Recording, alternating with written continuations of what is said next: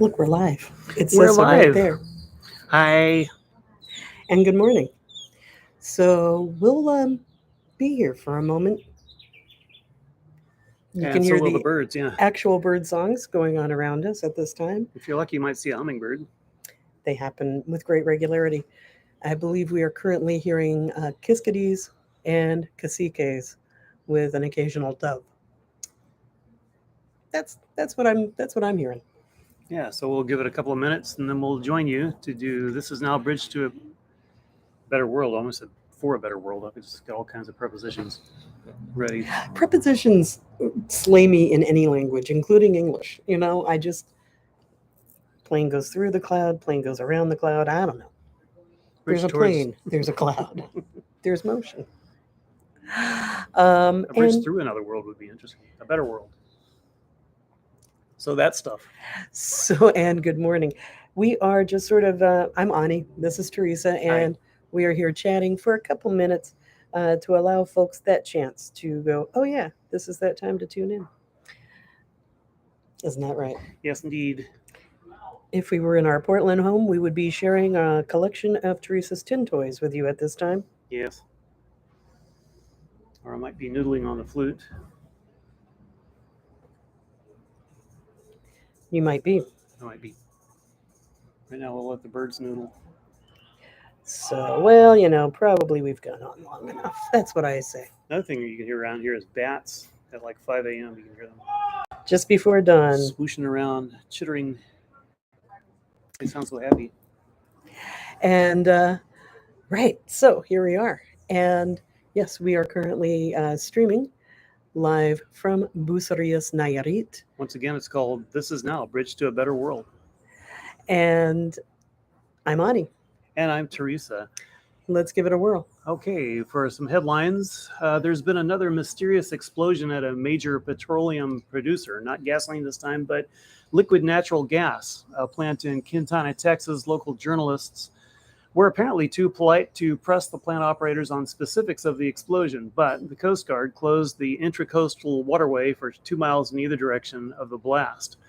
Benchmark gas futures in the Netherlands rose 8.8% on the news. And so the question is, who benefits from this? Was it sabotage? One could certainly look at the Russians, who are currently having a very natural gas-related war. But maybe the inhabitants of the Earth benefit if it ends up changing the price ratio to benefit solar power. Who can say? Alec Karakatsanis of the Civil Rights Corps. I'm just going to say that again. Alec Karakatsanis of the Civil Rights Corps tweeted yesterday that the primary for the California Attorney General was won by a progressive reformer. And that win was echoed in California's Alameda and Contra Costa counties and other localities around the nation. And those counties are larger than San Francisco, where a conservative DA won. But the New York Times, owned by the conformist Sulzberger and Oakes families, chose to emphasize the conservative win in San Francisco and to warn the nation on their headline of an imaginary wave of such victories. All the news that fits their agenda. And then there were the hearings. Last night, Fox News ran an uninterrupted broadcast, discarding their holy grail of ad revenue. No ads, just to gain that tiny added advantage of not giving viewers an opportunity to click over to that dreaded other topic. And now wait a minute. So Fox News, you say, ran an uninterrupted broadcast for a couple of hours of Tucker Carlson. Of Tucker Carlson. Going on about Tucker Carlson things. Because, I think many folks ran uninterrupted broadcasts last night, many mega media conglomerates, but they were focused on, well, that other thing. Yeah. Fascinating that Fox decided last night was the night to give Tux 2 hours of free reign. Yeah, well, and I have to admit, I'm curious as to what Tucker had to say. Is the sky really blue at times? I'm just asking questions. I mean, who cares what he said? But of course, that. Well, I actually care what he said because he's been a big promoter of the Great Replacement theory. Yeah, I don't know if he was on about that again. I'm just saying. I'm a little curious as to what he did with his 2 hours of unfettered time. I have not actually looked at that as of now. All right. But January 6th committee hearings did go on, and in terms of influencing MAGA votes, it's interesting to look at it in that frame. They did bring up things that had been brought up before in the impeachment hearings, and so for us might have been old hat. For example, that Trump did indeed. Well, they made a better point, I think, than they ever had, that Trump did indeed set up the whole thing as an insurrection. The idea was to stop the certification of the election via the procedure in the House of Representatives with the Electoral College, which Mike Pence was due to preside over. So they made a good case that it was not an accident. It wasn't just some crowd that just happened to be there and got rowdy. And the video they showed was very punchy. It was a good, I wouldn't say Hollywood level production, but it told the story very well. So I did ask myself, will any of this affect the MAGA voter? And you know how resistant they are. I did see that there was a focus on a small blonde cop named Carolyn Edwards. And we know how sympathetic MAGA are to police and towards small blonde white women, presumably, who are subject to the great replacement in the fevered imagination of Tucker Carlson, whose unconscious body was shown flying backwards into a crumpled pile as she was overwhelmed literally 50-1 by the insane brutality of the deluded Stop the We Wish It Was a Steal protesters on January 6th. Edwards, who probably will now profit from her movie star good looks, demonstrated more honor per ounce in those videos of mob violence than has been seen since planting the flag on Iwo Jima. In my opinion, that might have budged the emotions meter on a few MAGA heads, though there's little proof so far. The January 6th committee, led by its chair and anchored by Liz Cheney, probably failed to sufficiently emphasize in its first 2 primetime hours that the stolen election mythology of the Trump mob was utterly shredded by no less than 60 court challenges. But again, they did mention it. There is time. There's several more hearings, and so we shall see. We shall see indeed. Russia's brutal invasion of Ukraine has devolved to trench warfare, as you may have heard, around the eastern Donbass region. That and continuing threatening fulminations about nuclear holocaust. Putin seems to be willing to expend the flower of Russian youth and whatever pride is left in the Russian army in holding the eastern quarter of Ukraine, somewhere between a quarter and 2/5. Zelensky, meanwhile, seems to vacillate between offers to negotiate and absurd demands to retake the Black Sea Fleet headquarters in the Crimean Peninsula, despite miraculous Western anti-tank drones and heroic nationalist efforts on the part of the Ukrainians. I'd say that there's exactly no chance the Crimea will be retaken, if only because the Russians are willing to expend every drop of blood and every scrap of rusty old armor defending Catherine the Great's naval port. So, to the essay for this week, I came to Mexico in part to consider U.S. society from the 1,000-mile view. That perspective has been slow in coming for whatever reason, but the name of the game in the U.S., as elsewhere, is wealth distribution, as in don't distribute the wealth in any form that is different from the current system of extraction. The name of the game is all wealth and power to the rich, and the U.S. has been very, very successful at this game, even though the U.S. is very troubled right now, and one of those troubles is these horrific mass shootings, which take on almost the aspect of a civil war, and some of its participants certainly intended to take on the aspects of a civil race war. They are either actually trying to engage in that war, or they're trying to provoke it, some of the shooters say. And this is an interesting aspect of the Second Amendment, because one of the excuses that gun enthusiasts have for promoting the Second Amendment,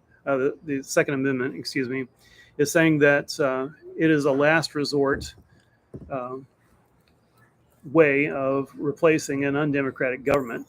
Well, it hasn't ever been used in that way, and the closest that we've gotten in recent times, if we can call it recent, would be in the early 30s, when guns were brought to bear by the strikers at General Motors the General Motors sit-down strike. There's a lot of guns involved. And as a matter of fact, so much so that the police were pulled back. The National Guard was brought forward at one point.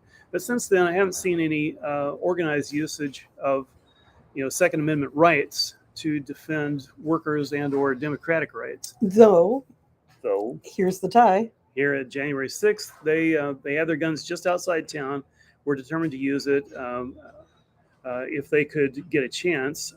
And Trump was hinting at it, saying, maybe our Second Amendment people can do something about these things. So it also came close to being used, but this would be used as a counter-democratic force. That's as close as it's been used. So it just doesn't wash in my view. I think we need words to replace some of the ideas that we've become accustomed to. Certainly, these shootings are not random, and they're not purely related to mental health. Nor do we actually have police. That word has a meaning in dictionary sense, and the militarily armed, interconnected, ideological, and economic repression force that rolls down our street in 600 horsepower Klown Kars is not police. I think we need a word or words for it, certainly concepts, ideas that do not bring up false concepts like peace or aid or security, because when our police engage in such activities, it's an accident, so much so that they regularly go to their propaganda auxiliaries at the local television broadcast news studios and present some of the rescue to puppy stories that they're intended to be the talk of the day. We need words like intimidators or status enforcers. These are clumsy first attempts, forgive me, but they already bear more truth than the word police. Tied up with the false word police is the mythology of a thousand dramatic stories presented as novels, television series, movies, video games, etc. Dead ant. These stories are powerful, as I discovered a few years ago. As an easily clockable trans woman working with the public, I transitioned in public, and I was a bus driver, and my life was a constant barrage of abuse until some soap opera writer decided to include a sympathetic trans woman character in the daily dramas. And this was shortly after the turn of the century. I wish I remembered the details better right now, but I do remember the near total change in my work environment. Suddenly and powerfully, the abuse became the exception rather than the rule. Stories had power, and I was amazed by that and had no idea what had happened until someone told me that soap opera had introduced the character. The more so, police stories have power that are repeated ceaselessly for decades in such abundance that they are unavoidable and instantly recognizable in their variants. For example, the buddy cop saga, or the cop who's brave enough to expose corruption in his own department. This almost never happens. As a matter of fact, it's so infrequent that we have one word for it: Serpico, the one guy who did it. Other folks have done it, but it's so rare. Yeah, hard to find, yeah. And, so we have this one myth, the good cop, right? Right. Well, it's just a couple of bad apples as opposed to an entirely rotten system. Right. That is self-perpetuating. We have these stories. The cop who has seen too much and is now violently bitter, or the woman cop or the rookie cop who must prove their worth, or the not a white cop who must prove their worth, or the cop with a magic car or exoskeleton or gun, or the cop who is smarter than the other cops and has to show them the error of their ways, or the dashing cop with special status who has license to shoot people to death without trial ad nauseum. Because he'd never be wrong. Yeah. He knows justice. Yeah. It's in his bones. So if you're American, you know all these stories. They're so familiar they can be used as a sleep aid.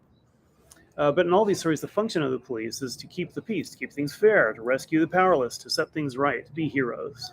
Compare this with what you know to expect in any encounter with them: a radio and computer connected soldier for the elites, who much prefers to be let alone to his personal agenda of collecting huge salaries and petty bourgeois objects.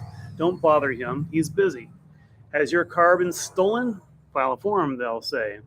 Someone missing? File a form. And really, if you value your safety, don't bother him. However, there is a category that will instantly galvanize them to action, and that is a report of ongoing difficulties with any person who is not of the elite class. And even so, that only works if the person is currently engaged in some transgressive activity. And of course, what I'm talking about particularly is shooting people of color. They love roaring around in their cruisers and shouting and shooting their guns, and we all know that sort of person who sadistically enjoys using the power of the police to terrorize and or kill others and And so they enjoy calling the police. And who do they want targeted? A person of color, of course. They know they can count on the police to violently enforce racist and classist hierarchy. This also goes to a lesser extent to anyone with less status than a conformist white. So I, as a trans woman, and therefore out of the range of a person considered normal and acceptable to this military gang, I get a taste of this. I'm not going to make any direct comparisons, but I avoid police at nearly any cost. If my car is to break down on city streets, I know to push it out of the way as quickly as I can, get away from it. If my car should break down on the highway, I know that the clock is ticking. And in most states, and unless I can get it restarted immediately or roll it off the highway, then it's time to grab my essential possessions and get the hell out of the car and away from the freeway. The armed sharks that show up at that kind of scene of highway distress are not there to help a person like me. They are likely to inspect, to search, to plow through old computer records, to do whatever it takes to make an arrest, because they're expected to make arrests. They feel their time has been wasted if no one's arrested. And you can be sure they will find a way to make an arrest happen for someone like me. If there's no one around to arrest, they will have the car towed off and impounded by their allies at the wrecking yard. And no amount of pleading or excuses is going to retrieve the car without a steep fee. And I use the car example here because it's so common. Even if you don't own a car in the US, you're likely to travel in one from time to time. And for foreign travelers who accept a ride in a car, please heed my warning. It shows the economic enforcement aspect of U.S. police, because these actions of inspecting, arresting, and charging do not apply to relatively wealthy, cis, white, Christian males. If some exception is made and their car is towed, the fee is but a fraction of their monthly income. But BIPOC people and trans people and low-wage workers do not, by and large, have the wealth to roll down the road in an acceptably new and clean and expensive car, to hire an attorney, nor even to pay impound fees. And the cops know it. Their interaction with U.S. municipal official gangsters are likely to be fraught with danger, to result in impoverishment, humiliation, injury, imprisonment, and or death. But, says the conservative white, cis, Christian male, these rules apply to everyone. It's a case of that dog didn't bite me. He's not subject to the terror and can safely ignore it or pretend to ignore it while voting to protect his semi-special status. This goes doubly for people who are wealthy enough to live in gated communities, to ride in private aircraft, or that float around in yachts. The jails are not for them. They do not interact with police. They are unlikely to ever be confronted by them. They rarely see them. I think that cutoff point is at about $150,000 or $180,000 a year and up. You're just not going to be bothered by police at that level. Now, here in Mexico, I can do what in the U.S. would be utterly stupid. I can go in, this is partly due to my status as a white U.S. citizen. I can go up to a uniformed cop and ask for help. I can say, "Good morning, how are you? Do you know if I'm near the river district?" And hopefully I could say it in Spanish. But in Mexico, this would result in directions. The power dynamics here have different indices, and it wouldn't result in directions if I went up to a U.S. cop and tried to get that kind of information. There's no guarantee that I would ever get where I wanted to go. Asking a U.S. cop for help is like kicking the devil. Unless you're of a certain status, don't do it. Nothing good will come of it. So I want to ask, is this really how we want to live? Do we really want to participate in the terrorization of most of our fellow citizens? And do we have any fellow feeling at all in the USA? And I'm bringing up the cops because this is the enforcement mechanism for this extreme alienation that we feel. That and the status that through the Second Amendment is given to these white males who are allowed to roam as well. And even there are new laws that allow people who have MAGA status, let's put it in that sense, to run down protesters and get away with it. As those bills were introduced in pretty Republican states throughout the country over the last 10 years. Yeah, so the war is, I would say the war is actually underway. It's just creaking forward rather slowly.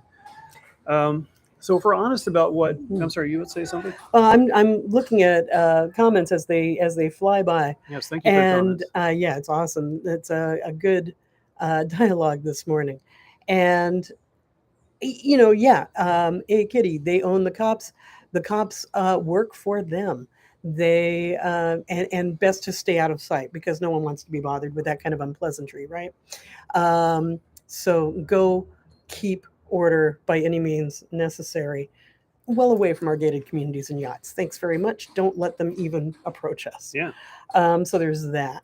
I also wanted to note Wild Cascadia Radio, who said that they feel exactly the same way. I'm guessing, like never approaching a cop, feeling Like if you're being followed, you kind of want to casually maybe make a turn you wouldn't have otherwise to hopefully have the cop keep going. That kind of thing. I don't think it's it's one of those things that many of us have learned to do since the time we're young, because we have been on the downside of power. We have been in marginalized communities, by our economic status, by our political affiliations, by our status in the LGBTQ communities, by the color of our skin. These things have taught us across the board that unless we are of that class of conformist, white, middle class, and upwards folk, cops probably aren't there for you. Heck no. So if we're honest about what U.S. police are and about what they do and what we as a culture do through them, we see that we cannot reform them, least of all by giving them more money. They're an army here to keep most of the population down. And only rich and powerful people like President Joe Biden will benefit by giving them even more resources. And I thought it was disgusting that he led a cheer in Congress by saying he wanted to give more money to cops. I mean, he knew that that would fly with these Republicans that he's always fruitlessly trying to draw to his side. Because that works. Yeah. Already, cops take the lion's share of municipal budgets across the United States, billions and billions of dollars. Offering more money to police is a way of saying that there should be even worse maldistribution of wealth and power. It is, in fact, a way of saying white power without saying it. Both political parties in the U.S. love to do this. It's sweet how well it works. It crushes BIPOC and GLBTQ while allowing the powerful to calmly smile in their pretended even-handedness and benevolence. No amount of statistics and historic data will ever be enough to shake them from their insistence that the system is fair and democratically accessible to all. It's an assertion that is ridiculous on its face, but it is also part of the fascist power, the ability to lie with ease and grace while enjoying the frustration of those excluded from power. For after all, if the system is indeed fair and we live in a meritocracy, then it follows that there must be something superior about the elites and something inferior, indeed degraded, about everyone else. Meritocracy is such a huge and essential lie that it is blasphemous to counter it. For this reason, the police have a special fury for protesters against the status quo, against injustice, and police especially hate unions for this reason. When convenient, cops can claim to be in a union themselves, but unions are for the collective power of the individually powerless and not for untouchables with a social franchise for deadly violence. But I think we want something better. We want a planet we can live on for a start, and a fair portion of the trillions hoarded by the rich and extracted from our labor, which is to say we want socialism, even if we call it something else. We want to stop the flow of the value of our labor into vast, unseen pools of the parasite class. And part of the labor of organizing this change is destroying the false glamour of the police indeed, as if they would ever act for justice or for peace. But we should have some sympathy for them. After all, they are only acting on the insistence of our leaders and on our deluded Hollywood vision of them as saviors. They are not police. We need new words. They've long been called pigs, but that is only a word of anger. It does not describe them, and it's a worse trap than that because they are merely people who have been molded into a certain set of attitudes to express the power of the state, and beware their power. For once they charge you with a crime, and I can speak from experience, all that matters is not whether you committed the crime, but how much money you have for attorneys. This is part of why we have, by the prisoner numbers and firearm mortality statistics, the worst police state in the world. Very few people can afford attorneys, especially once they've been jailed and thereby generally stripped of their employment and residual wealth. U.S. police are not here for freedom, for peace, nor to protect and serve, except for the parasite class. They are occupiers, race enforcers, guards for the rich. They are the terror soldiers endlessly targeting the working class, the poor, and the homeless. They're the Klown Kar killers, and you can spell that with a K if you like, 3 Ks. Let's defund them. So that's what I have to say about cops and the culture. Mm-hmm. I have a couple other things to add to that. All right, fire away, so to speak. As it were. Here's an Americanism. Right. So just some news that I found out this morning, yesterday. The prosecutor in the county, Kent County, Michigan, where Grand Rapids is, has decided to bring charges against the officer that killed Patrick Lyoya uh, in Grand Rapids. You may recall a couple months ago, Officer Christopher Schur um, pulled over Patrick Lyoya in a traffic stop, and then proceeded to chase, beat, and taser the man who was a 26-year-old Congolese refugee into submission. As he was laying face down on the ground, Officer Christopher Schur, again, remember that name, pulled a gun and fired a single round at close range to the back of Patrick's head. That's So, unusual. Go ahead. so for and it was on tape and it was across the nation. It was an act that is shocking, as so many murders by cop are shocking. But in this case, it did result in criminal charges. It did result in Christopher Brett Becker, the Kent County prosecutor, charging Christopher Schur with second-degree murder. And if you wonder why they so rarely charge the cops, well, there's all those cultural pressures. But the way that they do it is the grand jury process, which is controlled by the prosecutors. And when the grand jury process is used for anyone but a cop, it is used to find out whether a person should be charged with a crime. When the grand jury process is used by the prosecutor on behalf of a cop, it is set up to induce Stockholm syndrome. I say that very specifically and meaningfully. In a group of people who are told over and over and over that the cop could not possibly have meant to have killed, must have been in fear for their life, made an honest mistake, all excuses.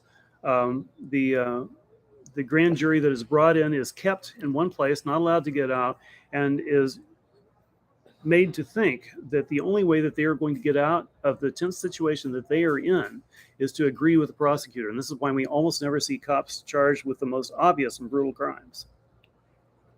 Excellent points. Excellent points. So this is all happening, of course, in the background of the incredible violence that is occurring in the States.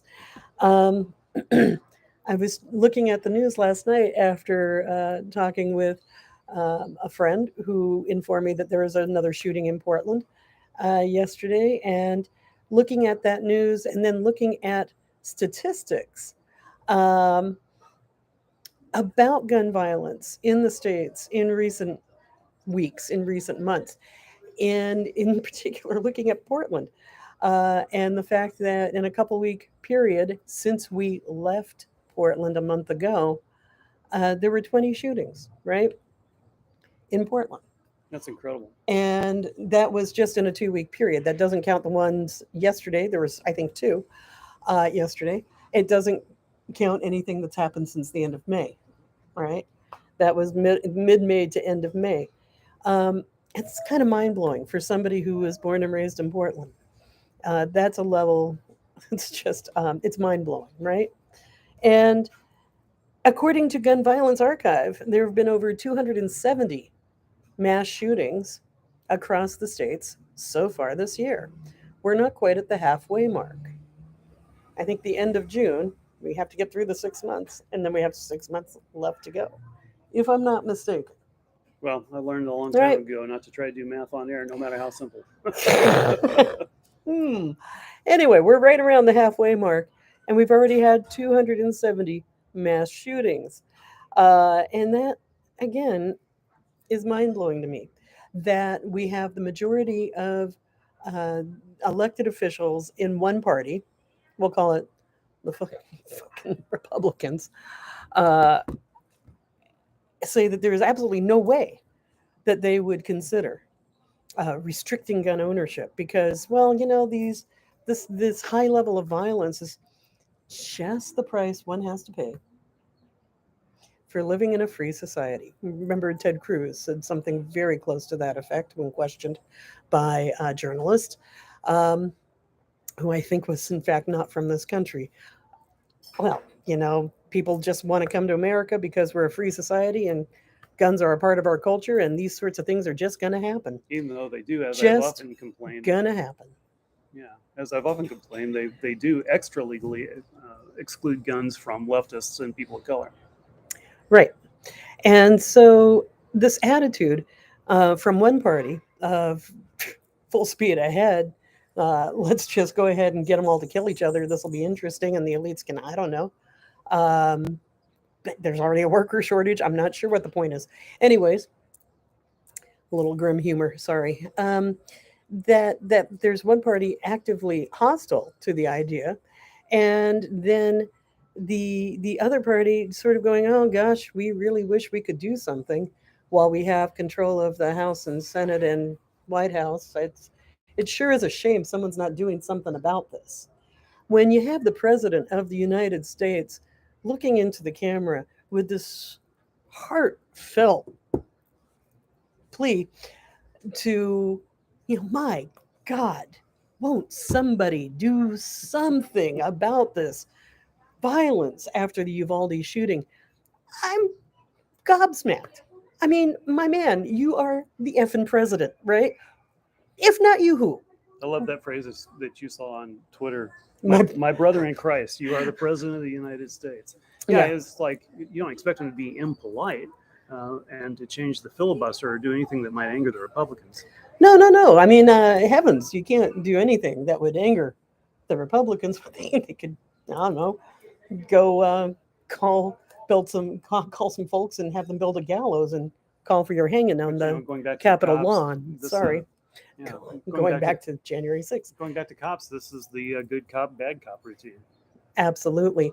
And there's, again, along with that culture of violence and the gun culture, that builds this fear, right? So that more and more people are like, yeah, there's all this violence in my community. There's all this violence in my town. There's all this violence across the country. Let's give the cops a lot more money because we need to be kept safe. And of course, we all see the obvious lie there. Cops sat around for 40 minutes or more before they actually did anything to stop an active shooter in a grade school because somebody might get hurt. And that would be a bummer. We've already discussed the fact that cops aren't even in the top 10 most dangerous jobs in the US. That's basically the top three positions are held by fishermen, agricultural workers, and loggers. Well, the whole system is obviously delusional. I mean, it's been said before. There But you go. If all of That's those, yeah, if all of those things worked, if cramming people into prisons, which we're the world champions of, worked, if having cops everywhere worked, if having well-funded cops with military equipment worked, then we would be the safest people on planet Earth. And we're the exact opposite. This is the most dangerous. In the United States, is the most dangerous place to live. Absolutely. I don't even know. There's so much more to say. There is so much more to say. Um, my mind, it suddenly went blank. The um, the idea of funding cops so that we are safe is an obvious line. And so let us please continue our actions around defunding police and funding programs that will actually help. Uh, Funding community programs to de-escalate violence, funding community programs to reach out and connect with folks that are isolated and alienated, to bring in mental health services when somebody uh, brags about decapitating cats, right? To all the red flag laws, yeah, those are probably pretty much a good idea. Um, to be able to have some early interventions for folks that are showing signs of sociopathic behavior, right?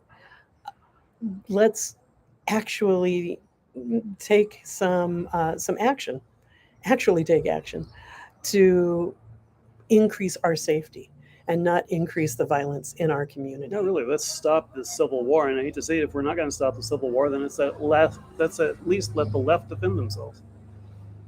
So there's so much, again, so much to say. Do you have anything more? That's it for me. I'm all ranted out. Are you now? I have a couple of things. I have a poem that I want to read, and A wee moon poem. this is for folks that don't know. We Moon is a collective, women's collective in Oregon. It's been around for a whole long time. And I've been a fan of their calendars. I don't know, since I was in college. Let's just say that's a long time ago. I think it's, yeah, let's call it 30 years. You used to have them on KBOO. You were really just kind of adjacent to them for decades. I find a lot of folks, they're over the years, they've done some really, really important work in women's community and spirituality, and holding respect for lands. Anyway, so this is a poem found in the Wee Moon calendar. Um, it is by Earth Dancer, and she has chosen to make it copy free so I can share it. And it's called Dancing Through the Apocalypse. And I found it pretty heartening because it's a little hard to hold two things in common. One, that we are living in these times that are so challenging, so trying, so uh, scary, frankly, so violent. And it feels like things are so stacked against us. Between climate change, the level of violence, the level of fascism, it's a trying time. And at the same time, we have this one wild, precious life, and we have to live it, and we have to be joyous. We have to take time to sing, and we have to take time to find and celebrate our authentic selves and each other, right? And I thank Earth Dancer for writing these words. Dancing through the apocalypse. While the ground is still under your feet, can you feel it with your soul and yet not be destroyed for the grief that it carries, but be buoyed by the seeds of life still germinating within it? Can you see yet around you the disease riddled forest swaying or the dwindling numbers of the geese flying south, and send your blessings with their journey in spite of the endless hits to your own heart as the world falls apart around you? And as the world burns, it still turns. Life remains held in the balance tilted. Even now, you are supported. The reason for your life moves through you all the same. Steps only you can take will be your dance through the apocalypse. Shake violently, pirouette and collapse. Get back up and find your grace to slow dance with death and slam dance with life. Interpret the song of your purpose in whatever steps are required of you. A million dances in each land will keep the planet spinning. Embrace the madness swirling within us and around us, moving through it still. This cacophonic symphony is our life's work. We mustn't sit down before the crescendo. So there is that. We are in a very powerful time, a very high energy time. Um, when we look at what's happening with the holy days, as a pagan, we have the full moon next Tuesday, the 14th, is coming up, and it's in perigee, which means it is the full moon is coinciding or nearly coincident with the time that the Earth and the moon are closest. The moon's orbit is bringing it closest to the Earth. And so that means that we're in for one of those really huge moons, right? It just looms large at the horizon, and you're going, wow, that's a moon. And so the supermoon, the intensity of that full moon energy can be really emphasized, it can be heightened. And between that and following that, 1 week later, we have the high point, the apex of the solar year in Midsummer's Day, or summer solstice. Um, Again, a very powerful time for energy work and for just refreshing yourself. And so take advantage of soaking in as much energy and as much power as you can right now.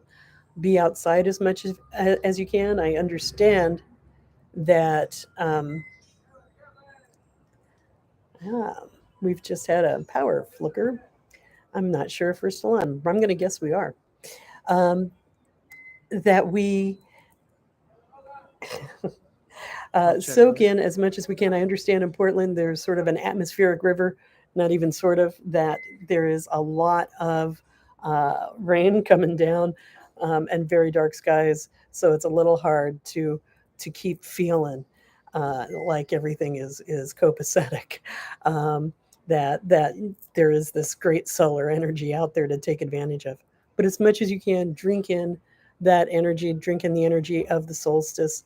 That high point is there, whether we can see the sun or not. We're also entering the rainy seasons here, and um, it's been very dark. It's been very cloudy up until about 3 minutes ago. The first rains came to Bucerius last night. Um, so, but this is that time. This is the high point of the waxing time of the year. So, drink it in, be with friends, and celebrate.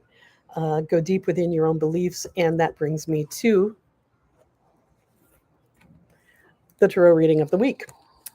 Thanks for letting us know that we are still on loud and clear. Thank you all. Um, so the cards for this week are the Empress. Knowing that the Empress, the High Priestess, and the Ace of Cups. So, to me, read together, what this means is we know we have the answers we need inside ourselves. We need maybe to spend some time, especially with this full moon, really going deep about what that means for each of us individually, what our unique gifts are to offer, what our beliefs are, so that we can really look at living according to them and not being in conflict with ourselves, and exploring the mysteries.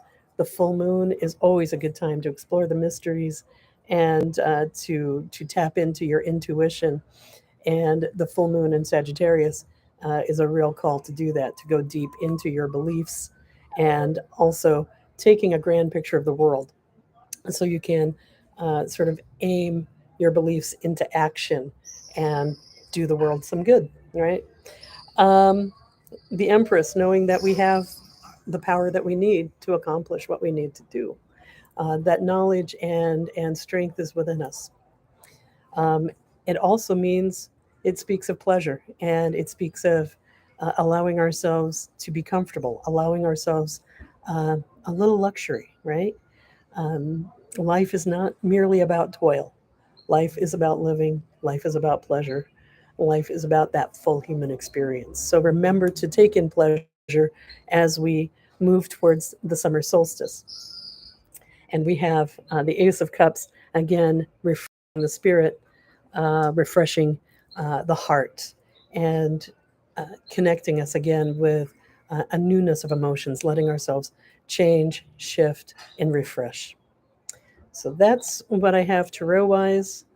Um, yes, the birds around us are amazing, and truly one of my favorite things about being in this very spot in a garden in Bucerius that is full of kiskadis, caciques, and hummingbirds at just about any given time.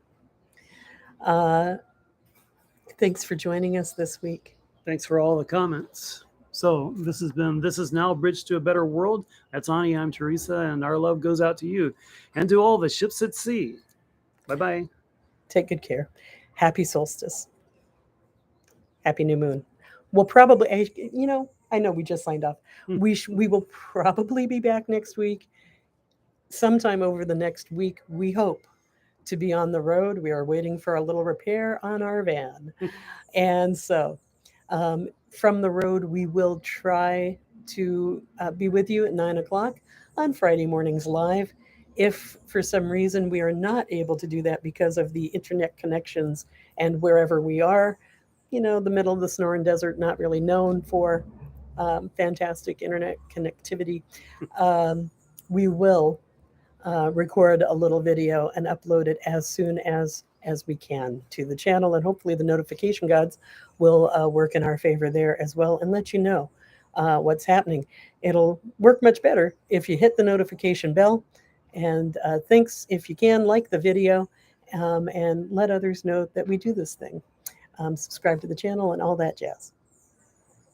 Bye again. Thanks. Bye again.